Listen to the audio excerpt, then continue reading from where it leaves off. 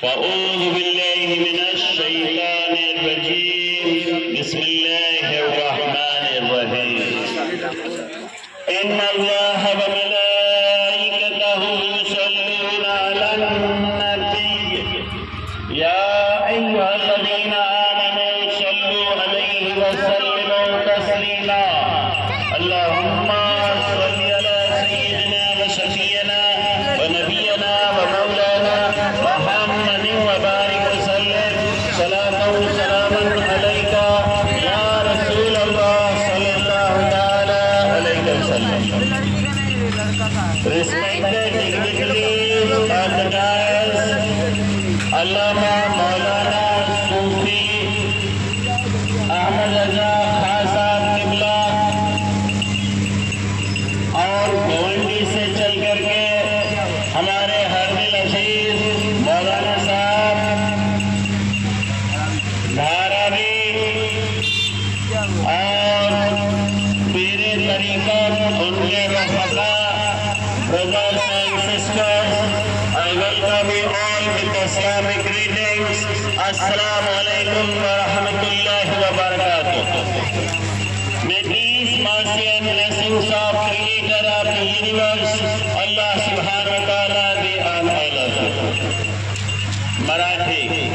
आरंभी देवाचे नाव कृपाळू कन्वाळू स्तुती त्या देवाची प्रभू जो विश्वाचा कृपाळू कन्वाळू स्वामी शेवटचे दिवसाच्या तुझी करू भक्ती तुझीच रे याचना सरळ मार्ग चलावतो आम्हा ज्यावरी तू करतो श्री कृपा त्याच्या ना ज्यावरी तुझ्या प्रकोपित रे नावा भ्रमे जेत्याच्या महार रे देव तो एक वेद निरपेक्ष नवे जनिता नवे जन्म नसे कोण ही दर्शन ते महाकात कृपावंताला पुत्र आहे बघा तुम्ही भलतेच्या बोलत आहात कृपावंताला पुत्र नाही यामुळे तर पृथ्वी दुभंगेल आसमान फाटेल पर्वत राई राई होऊन कोसळेल कारण हे लोक कृपावंताला अपत्य आहे असा ठरवितात देवाने कुणाला पुत्र केलेले नाही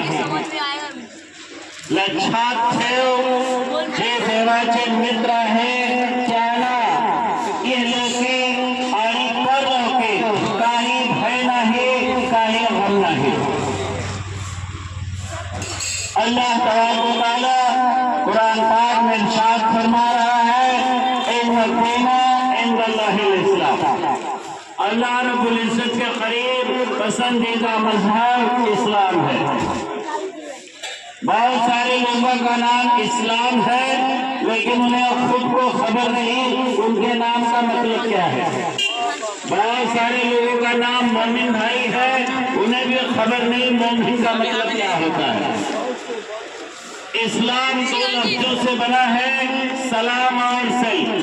सलाम का मतलब अमन और शांति, सल्म का मतलब एक ईश्वर के हवाले एक अल्लाह के हवाले आत्मसमर्पण कर देना और उसकी इबादत उसकी अर्चना उसकी पूजा उसकी प्रार्थना उसकी वंदना उसकी स्तुति उसकी आराधना उसकी इबादत और उसकी प्रेयर यानी इस्लाम का मतलब अपने आप को एक अल्लाह के हवाले कर देना एक ईश्वर के सुपुर्द कर देना उसकी पूजा अर्चना आराधना स्तुति इबादत अगर करे तो अमन और शांति आएगी। इसलिए कहा गया इस्लाम अमन और शांति का मजहब है। इस्लाम फॉलो करने वालों को मत देखिए तो 12 बजे सोकर के उठते हैं रात भर जागते हैं गुटखा बीड़ी सिगरेट का इस्तेमाल करते हैं या शराब नोशी करते हैं उन्हें देख करके इस्लाम को मत समझिए। हर भेड़िए के बाहर गलेरिए के पास कुछ काली भी भेड़े होती हैं सब सफेद भेड़े नहीं होती हैं। तो पता ये चला इस्लाम को समझना है तो पढ़े लिखे लोगों से मिलिए जिन्हें आलिम कहते हैं। आलिम का मतलब जानने वाला, पंडित का मतलब जानने वाला यानी ज्ञाता। जो पंडित होगा आलिम होगा वही जानकारी रखता होगा वही जानेगा। उससे अगर आप पूछेंगे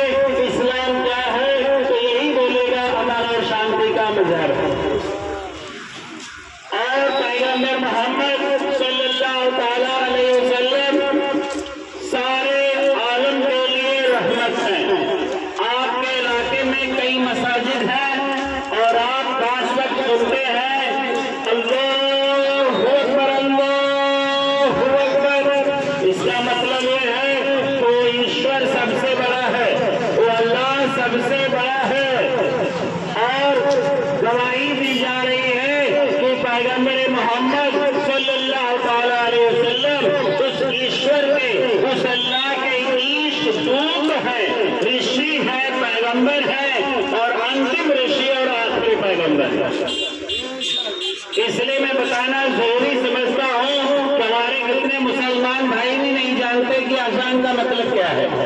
अजान का मतलब यह है आवाज लगाना, ऐलान करना, लोगों को सतर्क कर देना कि याद रखो तुम बड़े नहीं हो। ना तो साइकिल वाला पैदल वाले से बड़ा है, ना तो स्कूटर वाला साइकिल वाले से बड़ा है, ना तो मोटरसाइकिल वाला स्कूटर से बड़ा है, ना तो तीन पहिए वाला चार पहिए वालों से, न तो चार पहिए वाला तीन पहिए वालों से, कोई किसी से बड़ा नहीं है, सब छोटे हैं। बड़ा है तो सिर्फ एक ईश्वर है, एक अल्लाह है, जिसके बारे में कहा जा रहा है अल्लाहु अकबर। वो अल्लाह सबसे बड़ा है, वो ईश्वर सबसे बड़ा है। पैगंबर मोहम्मद सल्लल्लाहु अलैहि वसल्लम के बारे में कहा गया कोई ईशदूत है, उन्होंने कहा कि अल्लाह एक है, कुल हुवल्लाहु अहद। ऐ नबी करीम सल्लल्लाहु अलैहि वसल्लम फरमा दीजिए वो अल्लाह एक है। संस्कृत में कहा गया एकमेव द्वितीयम्, वो ईश्वर एक है। न तस्य प्रतिमा अस्ति, उसकी कोई प्रतिमा नहीं है। न स्मृति स्थाति रूपमस्य, न चक्षुषा पश्यति कस्करैनम्, उसका रूप ऐसा है कि कोई देख ही नहीं सकता। जब देख ही नहीं सकता तो बगैर मॉडल के बना नहीं सकता। यानी ईश्वर ना तो आकार है, ना तो प्रकार है, वो निराकार है। वो फूलों में खुशबू की तरह है, फूल नजर आ रहा है, खुशबू नहीं नजर आ रही है।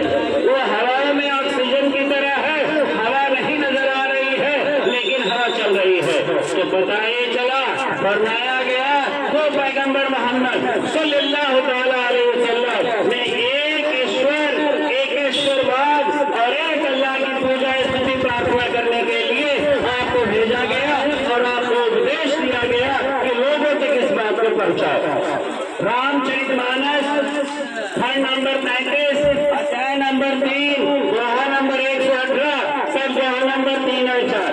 पार्वती जी शंकर से पूछती हैं कि आप भी तो किसी की पूजा करते हैं, अर्चना करते हैं, प्रार्थना करते हैं, वंदना करते हैं, स्तुति करते हैं, इबादत करते हैं, आखिर वो ईश्वर कौन है? तो शंकर जी कह रहे रामचरितमानस में बिनु पद चले सुनाई बिनु गाना, कर बिन करे करम दिनाना, आनंद नहीं कर सकल रस होगी, बिन पानी बगता बढ़ जोगी, तन बिन परस नैन बिन देखा, ग्रह घान बिन रस शेषा, अस सिद्ध भात अलौकिक करनी, महिमा जात जाई नहीं बरनी। वो ईश्वर ऐसा है, वो अल्लाह ऐसा है जो बगैर पैर के चलता है, बगैर कान के सुनता है, बगैर जिह्वा के बोलता है, बगैर जिह्वा के स्वाद लेता है, बगैर नाक के सूंघता है, बगैर हाथ के पकड़ता है, बगैर जिस्म के छूता है। उसकी महिमा अपरंपार है, उसी को कहते हैं अल्लाहु अकबर। वो अल्लाह सबसे बड़ा है। तो पता ही चला पूजा अर्चना स्तुति प्रार्थना एक ही हो गई। और फिर फरमाया गया कि मोहम्मद सल्लल्लाहु अलैहि वसल्लम अंतिम ऋषि है। कहीं पे कल्कि कहा गया, कहीं पे रीवा कहा गया, कहीं पे आपको नराशन शाह कहा गया, कहीं पे अहमद कहा गया, कहीं पे मोहम्मद कहा गया। ऋग्वेद में है हम अभी पितुहरी में धाम हम हजूरी वाजुनी, यानी पैगंबर मोहम्मद सल्लल्लाहु अलैहि वसल्लम का नाम अहमद होगा, आपका नाम सिराज मुनीरा होगा, यानी सिराज यानी सूरज। फिर फरमाया गया एक तस्मनंतरिम ये चाचाए समन्विता महामदी की ख्याति शिष्य शाखा समन्विता। ऋग्वेद में आया आपका नाम मोहम्मद होगा और मुसलमान कहता है मोहम्मद सल्लल्लाहु अलैहि वसल्लम। ऋग्वेद में आपका नाम नराशन से आया एक तस्मनंतरिम ये चाचाए समन्विता महामदी की ख्याति शिष्य शाखा समन्विता। नराशन का मैं इसमें ऊपर हवे मधुर जीवा हवे शिखरदान स्वाहा। स्वाहा का मतलब सुंदर वाणी हो, यानी पैगंबर मोहम्मद सल्लल्लाहु अलैहि वसल्लम ऐसे इंसान है जिनकी प्रशंसा हर युग में होती रहेगी, इसीलिए आपका नाम मोहम्मद रखा गया। तो मालूम ये हुआ कि वमा अरसलना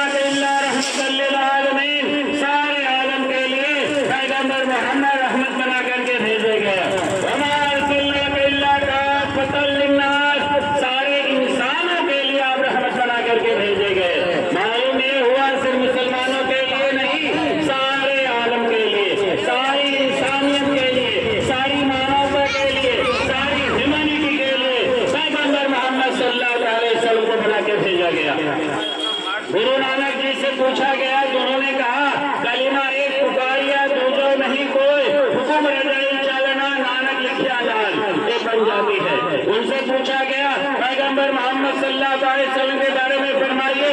उन्होंने कहा पैगंबर मोहम्मद सल्लल्लाहु अलैहि वसल्लम के बारे में कुरान की कह रहे हैं, गौर से सुनिए। कीते नूर अहमदी डठे नबी रसूल नाना कुदरत खुदी गई सब भूल अव्वल ना खुदाईदा दूजो ना रसूल कलमा पहले नानका दरगाह पवे कबूल अट पर भांगा फिरे खवन संदरे सूर दोजख पांदा क्यों रहे जान चित न हुए रसूल। जिसके सीने में पैगंबर आज़म हज़रत मोहम्मद सल्लल्लाहु अलैहि वसल्लम की मोहब्बत नहीं होगी वो जन्नत में नहीं जा सकता। इसे किसी और ने नहीं कहा, गुरु नानक जी ने कहा। आगे मैं आपको बताऊं, एक गुजराती शायर कहता है, ओ मोहम्मद सल्लल्लाहु अलैहि वसल्लम, गुजराती सुनिए, ओ मोहम्मद सल्लल्लाहु अलैहि वसल्लम हामी તમારો પ્રેમ કરું છું એટલું જેટલું આકાશમાં તારા, એટલું જેટલું સાગરમાં પાણી, એટલું જેટલું વૃક્ષમાં પત્તા, એટલું જેટલું रेतમાં કણ। यानी ईश्वर एक, अल्लाह एक है और उसी की वंदना स्तुति प्रार्थना होगी और पैगंबर मोहम्मद सल्लल्लाहु अलैहि वसल्लम सारे आलम के लिए रहमत है। अब हमारे प्रवचन का, हमारी तकरीर का, हमारी स्पीच का दूसरा हिस्सा, ये झंडा यहाँ पे लगा हुआ है, ये भारत का झंडा है, भारत की आन बान और शान है और हम सब भारतवासी हैं। सबसे पहले हम इंसान हैं, भारतीय हैं, उसके बाद हिंदू मुस्लिम सिख ईसाई हैं। पता ये चला कि आज 26 जनवरी है। मैं आपको बता दूं 26 जनवरी आप क्यों मनाते हैं। 26 जनवरी 1950 10:18 पर जो बाबा साहब आम्बेडकर ने संविधान लिखा, उस संविधान को लागू किया गया, उस कॉन्स्टिट्यूशन को लागू किया गया 10:18 पर 1950 26 जनवरी को। और आप जानते हैं कि भारत जो है आजाद हुआ, भारत आजाद हुआ 15 अगस्त 1947। आखिर एक कॉन्स्टिट्यूशन जो है 26 जनवरी जो है, आप झंडा हाथ में ले लेते हैं, सीने पे भी लगा लेते हैं, लगाना चाहिए, लेकिन आपको खबर नहीं कि 26 जनवरी क्या संदेश दे रहा है। कॉन्स्टिट्यूशन में 8 अहम मुद्दे हैं जिसे बाबा साहब आम्बेडकर ने लिखा और उनके साथ मौलाना हजरत मोहानी उनकी कॉन्स्टिट्यूएंट असेंबली के मेंबर थे। मौलाना हजरत मोहानी कॉन्स्टिट्यूएंट असेंबली के मेंबर। उसके बाद आपने नारा लगाया होगा इनकलाब जिंदाबाद, ये नारा मौलाना हजरत मोहानी ने ही दिया था। और आपको बता दो ये जो तिरंगा झंडा आप देख रहे हैं, इसको सबसे पहले किसने फहराया? इसको सबसे पहले शाहरुख खान, फिल्म इंडस्ट्री के शाहरुख खान को आप जानते होंगे, उनके नाना डॉक्टर शाहनवाज खान जनरल, उन्होंने फहराया। कहाँ से फहराया? लाल किले से फहराया। और उन्हें मुबारकबाद देने के लिए मौलाना हजरत मोहानी पहुंचे। बॉलीवुड में शाहरुख झंडा लहरा रहा है और उसके नाना ने तिरंगा झंडा जो है लाल किले से लहराया था। फिर याद दिला दो डॉक्टर जनरल शाहनवाज खान, ये शाहरुख खान के नाना थे, जिन्होंने सबसे पहले तिरंगा झंडा वहां से फहराया।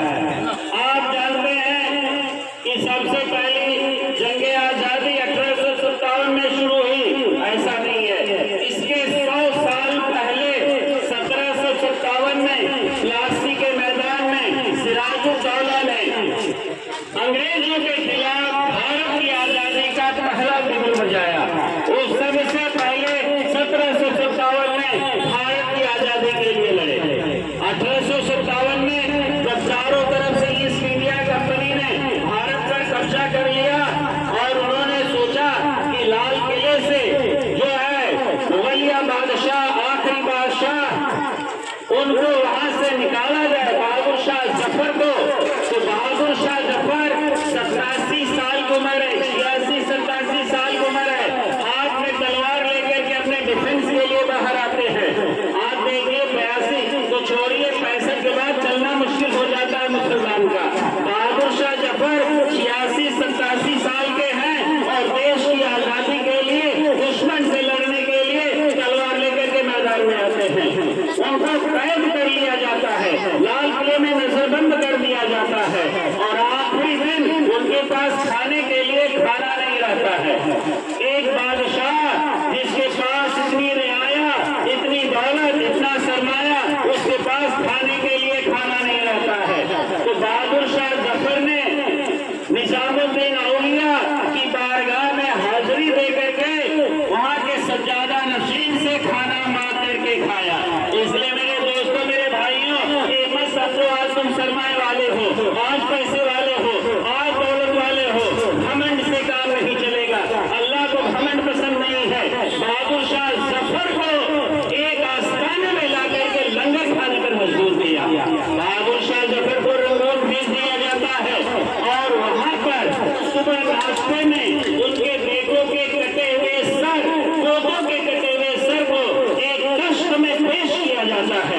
जब उन्होंने देखा अपने बेटों का सर, अपने पोतों का सर, तो उन्होंने कहा भारत की आजादी के लिए भारत के सच्चे सपूत अपने आप को भारत के लिए कुर्बान करके किसी अंदाज में अपने बाप के सामने आते हैं।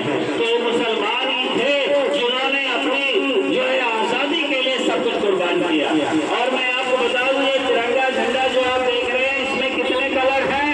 ऊपर लाल है, बीच में सफेद है और एक इसमें सर्कल है और उसके नीचे हरा है।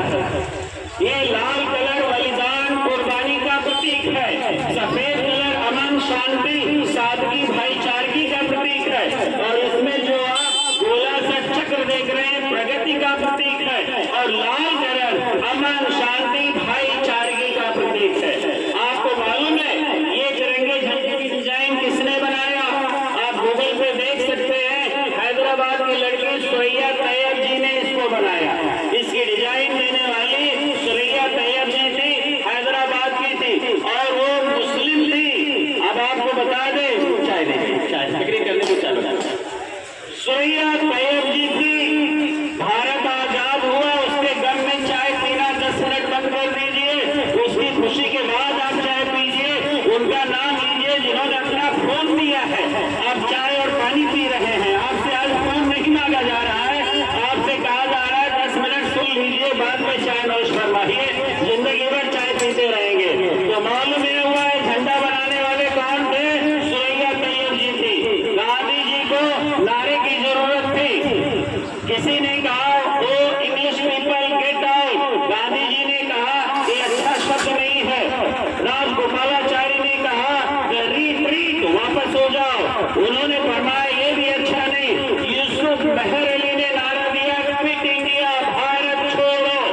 ये नारा महात्मा गांधी जी को बड़ा पसंद आया।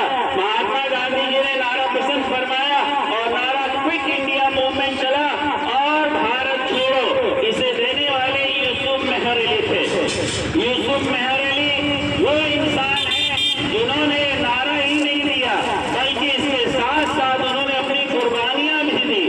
मैं आपको बताऊं कि ये नारे जो है आजाद हिंद फौज, ये सुभाष चंद्र बोस ने बनाया था। जय हिंद का नारा अजीमुल्ला आतिश सफरानी ने दिया था। और आपको ताज्जुब होगा कि मादरे वतन का नारा जो है देने वाले अजीमुल्ला थे और इनकलाब का नारा देने वाले हसरत बहानी थे। पता ये चला जो नारे आप सुनते हैं ये सब नारे मुसलमानों की देन है।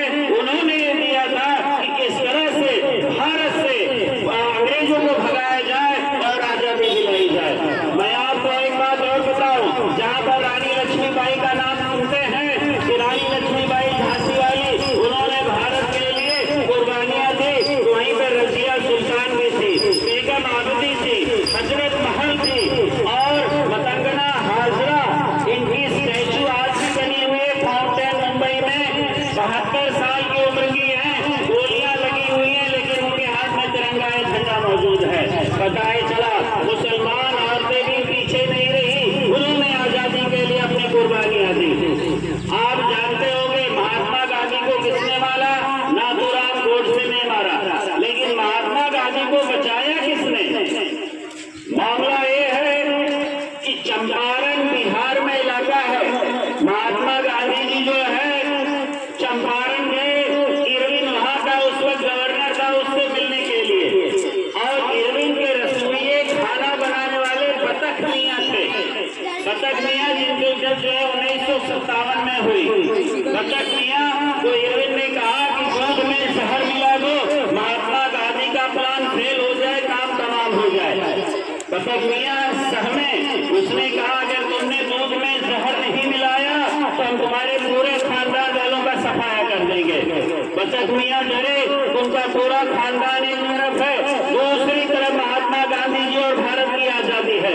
बतख मियां गिलास लेते हैं, गिलास में दूध को उड़ेलते हैं, जहर को मिलाते हैं और कष्ट में लेकर के डाइनिंग हॉल की तरफ बढ़ते हैं।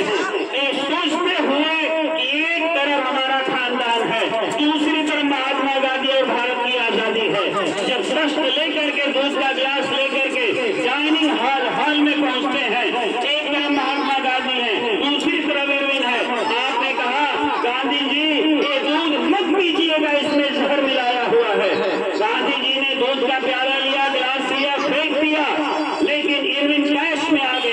उसने कहा जो था वही सब कुछ किया।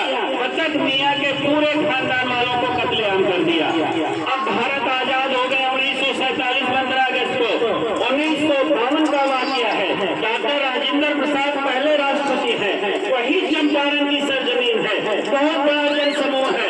उसी जनसमूह में बतख मियाँ एक लुंगी पहने हुए बीच में खड़े हुए हैं। डॉक्टर राजेंद्र प्रसाद ने देखा, क्योंकि जब महात्मा गांधी को आपने बचाया था उस टाइम डॉक्टर राजेंद्र प्रसाद भी थे। उन्होंने भीड़ में देखा कि एक शख्स है जिसने महात्मा गांधी के लिए पूरा खानदान कुर्बान कर दिया, आज वो एक लुंगी पहने हुए बीच में खड़ा हुआ है। उन्होंने भीड़ को चीरते हुए अपने मंच से उतरते हैं और बतख मियाँ को गले लगा लेते हैं। मंच पर ला करके कहते हैं, अरे लोगों, भारत की जो आजादी मिली महात्मा गांधी की वजह से मिली और महात्मा गांधी को बचाने वाला कोई और नहीं है, गरीब इंसान बतख मियाँ थे। तो बताए चला ये बतख मियाँ का वाकया हमें दर्श दे रहा है कि अगर एक तरफ हम भारत की आजादी का जायजा ले तो दूसरी तरफ महात्मा गांधी है। गौडसे ने महात्मा गांधी का कत्ल किया और बचाने वाले बतख मियाँ थे। मैं आपको बताऊं कि यही नहीं, जामिया मिलिया यूनिवर्सिटी के जो है नींव रखने वाले और मौलाना महमूद अली जौहर साहब, जिनके नाम पर रामपुर उत्तर प्रदेश में मौलाना जौहर यूनिवर्सिटी के नाम से मौजूद है, उन्होंने भी बहुत सारी कुर्बानियां दी। और यही नहीं, मौलाना कलाम आजाद ये भारतीय नेशनल कांग्रेस के 100 बार प्रेसिडेंट बने और सबसे कम उम्र के प्रेसिडेंट बने।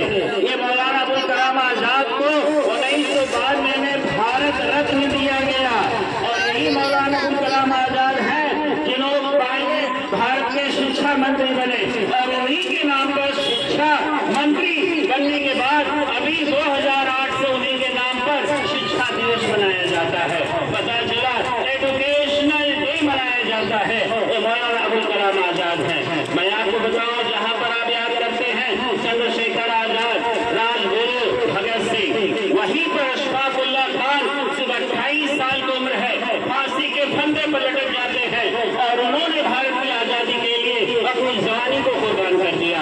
और आपको बताओ, जहां पर आप याद करते हैं कि उधम सिंह ने गायक को मारा और भगत सिंह ने, आपने सुना होगा, संडस को मारा, वहीं पर शेर अली खान अफरीदी ने अंग्रेजों के बहुत बड़े अफसर को मार करके और आप फांसी के फंदे पर लटक गए। पता है चला ये वो चीज है, जैसे गेट वे ऑफ इंडिया आपके मुंबई में है, वैसे इंडिया गेट दिल्ली में है। इंडिया गेट दिल्ली में अगर आप देखेंगे तो 67,000 लोगों ने, मुसलमानों ने अपने प्राणों की आहुति दी। और जब बहादुर शाह जफर कैद किए गए तो एक दो नहीं 50,000 उलमाए कराम इन्होंने अपने प्राणों की आहुति दी। ये वो मौलाना आलिम होते थे जो डॉक्टर भी होते थे, इंजीनियर भी होते थे, प्रोफेसर भी होते थे, साइंटिस्ट भी होते थे, बैरिस्टर भी होते थे। मैं आपको बताऊं, भगत सिंह की केस लड़ने के लिए कोई भारत का वकील तैयार नहीं था, क्योंकि अंग्रेजों का दबदबा और डर था। भगत सिंह की केस लड़ने वाले आसिफ अली, बैरिस्टर आसिफ अली थे। आसिफ अली खान ने भगत सिंह का केस लड़ा और दूसरे जज जिन्होंने उनको लिखना था कि भगत सिंह को मौत आने तक उन्हें लटका दिया जाए, मुसलमान जज ने अपना इस्तीफा दे दिया। उसने कहा कि मुझे ऐसी जज की कुर्सी नहीं चाहिए जिनके लिए मैं जो है ये ऑर्डर पास करूं कि भगत सिंह को लटका दिया जाए। उन्होंने इस्तीफा दे दिया, लेकिन पैसे की लालच में, दौलत की लालच में दूसरे हमारे वकील ने, जो कि इंडियन ही थे, उन्होंने ये फरमान जारी कर दिया और भगत सिंह को जो है फांसी दे दी गई। तो पता ये चला ये किरदार, ये रोल जो है इस्लाम ने सिखाया। पैगंबर मोहम्मद सल्लल्लाहु अलैहि वसल्लम ने फरमाया कि सारा संसार एक घर है। कॉन्स्टिट्यूशन में मैंने बताया 8 पॉइंट है। पहला है sovereign, socialist, secular, democratic, Republic, equality, liberty, fraternity. आपको बाउंसर गया अंग्रेजी था, अब हिंदी में आपको समझा रहा हूँ। सॉवरेन का मतलब इंडिपेंडेंट, यानी किसी का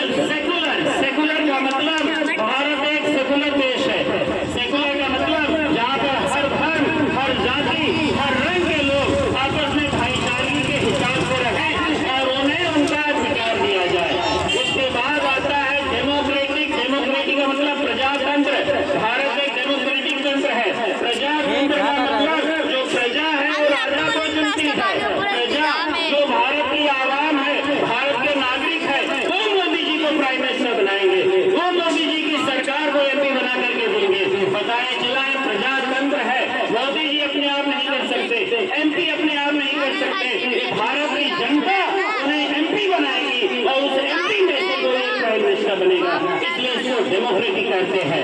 उसके बाद रिपब्लिक का मतलब एक ऐसा देश जिसमें हर एक को अपनी आचार विचार को रखने की आजादी हो।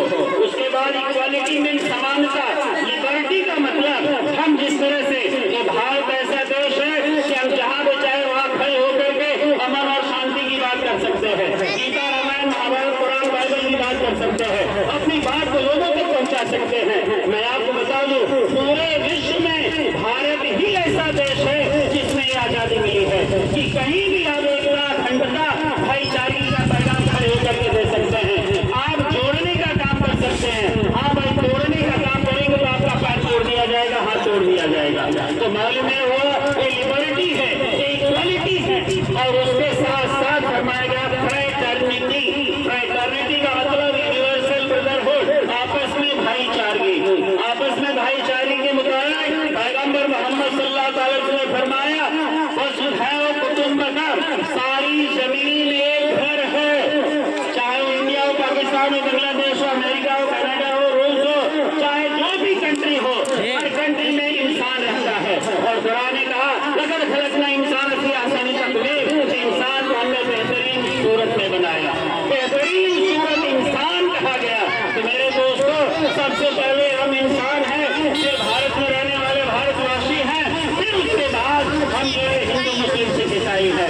बताया चला ये फरमाया गया कि पैगंबर मोहम्मद सल्लल्लाहु अलैहि वसल्लम भाईचारे का संदेश दे रहे हैं, यूनिवर्सल ब्रदरहुड का संदेश दे रहे हैं, एकात्मता का संदेश दे रहे हैं, आध्यात्मिक संदेश दे रहे हैं, आपस में भाईचारे की मोहब्बत का संदेश दे रहे हैं। बताया चला इसलिए कि आप सारे आलम के लिए रहमत बना करके भेजे गए हैं। तो इसीलिए उनको कहा गया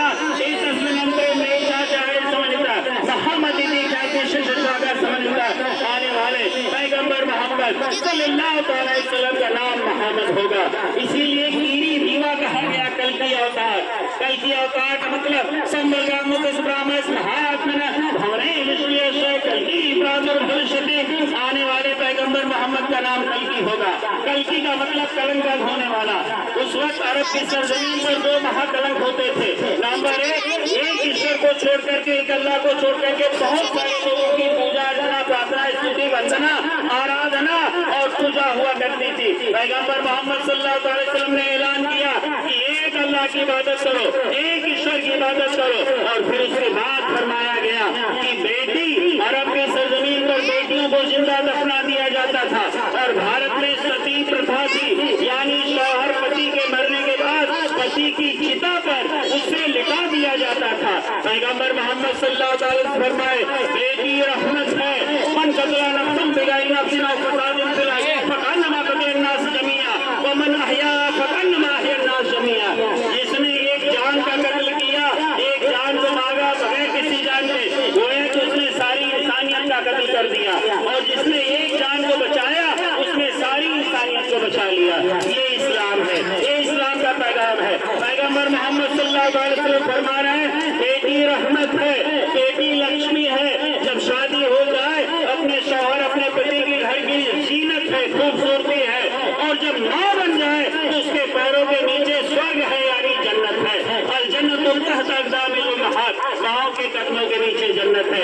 ये पैगाम किसने दिया? पैगंबर आज़म हज़रत मोहम्मद सल्लल्लाहु अलैहि वसल्लम ने दिया। ये पैगंबर मोहम्मद सल्लल्लाहु अलैहि वसल्लम ने फरमाया तलबुल इल्म फरीज़तुन अला कुल्लि मुस्लिम व मुस्लिमन, हर मुसलमान मर्द औरत के लिए पढ़ना फर्ज है, कंपल्सरी है। हमारे प्रिय प्रधानमंत्री नरेंद्र मोदी ने 2014 में हरियाणा से सबक दिया था बेटी बचाओ बेटी पढ़ाओ, लेकिन पैगंबर मोहम्मद सल्लल्लाहु अलैहि वसल्लम ये 7वीं सदी में नारा दे रहे हैं कि बेटी बचाओ बेटी पढ़ाओ। मैं आपसे सवाल करूं, हमारे देश भारत का दूसरा नारा सबसे प्रसिद्ध क्या है जो दीवारों पे लिखा हुआ नजर आता है? आप बोलेंगे सफाई अभियान। पैगंबर मोहम्मद सल्लल्लाहु अलैहि वसल्लम इरशाद फरमाते हैं नज़िफू अपना आप अपने सहन को साफ रखो। और भाईचारगी के मुतालिक पैगंबर मोहम्मद सल्लल्लाहु अलैहि वसल्लम फरमा रहे हैं जिसे फ्रेटर्निटी कहते हैं आप कहते हैं कि यूनिवर्सल ब्रदरहुडनेस, आपस में भाईचारगी हो। पैगंबर मोहम्मद सल्लल्लाहु अलैहि वसल्लम ने नहीं फरमाया कि तुम्हारा पड़ोसी हिंदू है, बौद्ध है, सिख है, ईसाई है, पड़ोस पड़ोसी के बारे में फरमाया गया कि पड़ोसी का ख्याल रखो। ऐसा अगर हो गया तुमने घर पे खाना खा लिया और पड़ोसी भूखा सो गया तो क़यामत के दिन पहले के दिन तुमसे पूछा जाएगा। पैगंबर मोहम्मद सल्लल्लाहु अलैहि वसल्लम फरमाते हैं जब दाल पकाओ सालन पकाओ तो पानी ज्यादा डाल दो, पड़ोसी तक पहुंचा दो, यानी पड़ोसी का ख्याल रखो। ये फूल की तरह है माला में, अगर फूल को अलग कर दिया जाए तो माला टूट जाएगी। पता है चला पैगंबर मोहम्मद सल्लल्लाहु अलैहि वसल्लम ने जो कॉन्स्टिट्यूशन का 8वां point of fraternity universal brotherhood का नारा दिया, इसलिए मुसलमान भाइयों से, इंसानों से, हिंदू मुस्लिम सिख ईसाई से मेरी अपील है कि कोई कुछ भी करे कम से कम हम तो सुधरे। कहते हैं लोग कि अकेला चना भार नहीं फोड़ता, नहीं भैया कुछ तो आवाज करता है, उसके साथ कुछ चने और मिल गए तो ज्यादा आवाज करेगा। तो पता ये चला जहाँ तक हो सके हम उतनी रोशनी को फैलाए। अगर सूरज नहीं बन सकते हो तो एक लालटेन ही बन जाओ, लालटेन न बन सको तो मोमबत्ती ही बन जाओ। पता ये चले जहाँ तक हो सके मोहब्बत का पैगाम पहुँचाओ, भाईचारगी का पैगाम पहुँचाओ। ये 26 जनवरी हमें वही संदेश दे रहा है कि भारत का संविधान लागू हुआ और भारत का संविधान में एकता, अखंडता, आपसी भाईचारगी, मोहब्बत का पैगाम देता है। इसलिए ये तिरंगा झंडा जो मैंने आपको बताया, लाल कलर बलिदान कुर्बानी का कलर है और सफेद कलर जो है आपसी भाईचारगी मोहब्बत की निशानी है।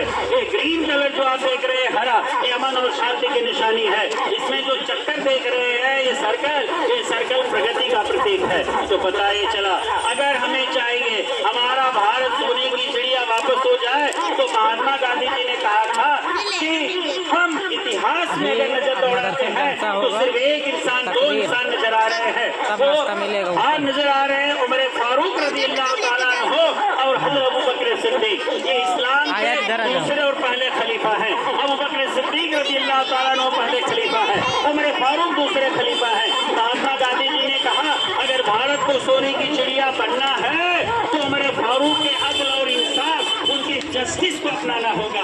अब आप पूछेंगे उमर फारूक का इंसाफ और जस्टिस क्या था?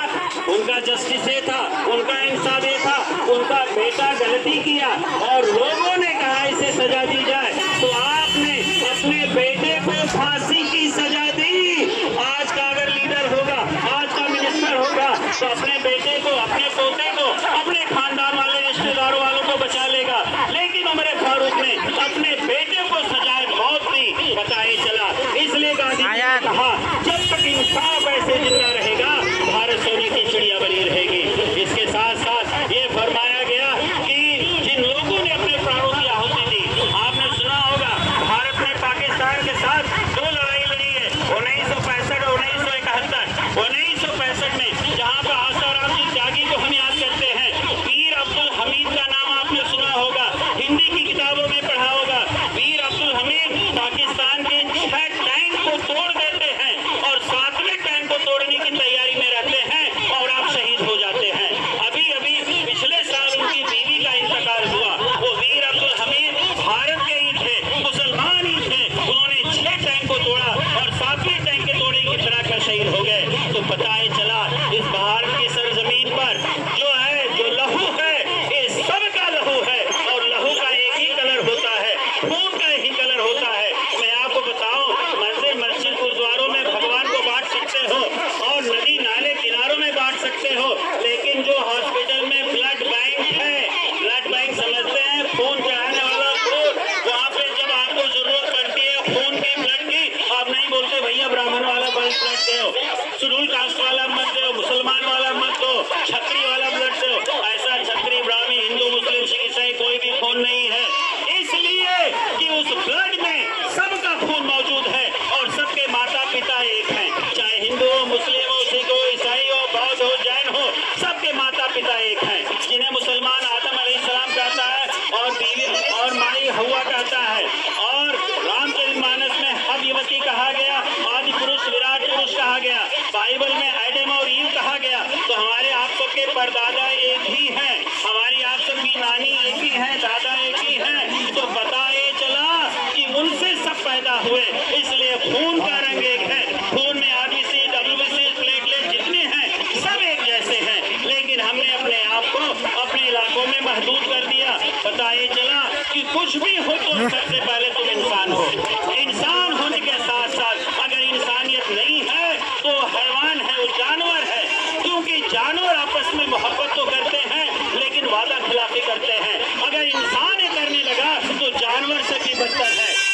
26 जनवरी हमें संदेश देता है कि ये कंट्री जो है सोशलिस्ट है, सॉवरेन है, डेमोक्रेटिक है, इक्वालिटी है, लिबर्टी है, फ्रेटर्निटी है, रिपब्लिक है।